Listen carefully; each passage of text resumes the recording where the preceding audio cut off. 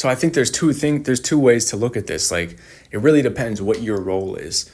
Like, if you're in a position of like leadership in a group, then it is your job to put into place the value system and the incentives for people to actually do things that are good for the group.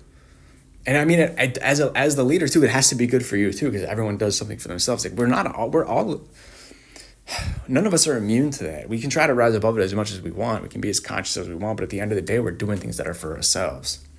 And if we're not able to, we need to have people in the society who understand that what's good for the group is good for you, and nobody lives alone, and we'll just destroy everything if we're just doing everything for ourselves.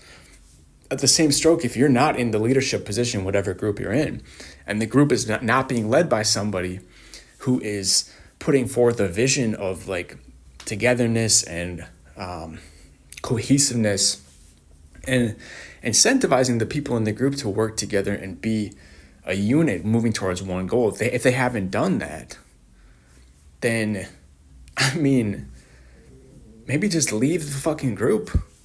Or you could try to take it over, I guess.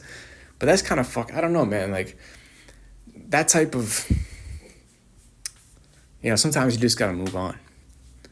Sometimes you just got to move on to the next thing. Because, like, and sometimes the leaders of the group are just doing everything for themselves. That's what it is in our society today. It's just like everybody from top to bottom is just doing selfish shit. Everything's for themselves. And it's like, when you're living in that world, it's impossible to live together, because everyone's trying to destroy each other, because it's economics. Like, there's not enough for everyone. We get into that mindset where it's like me versus you versus my neighbor versus my friend. Like,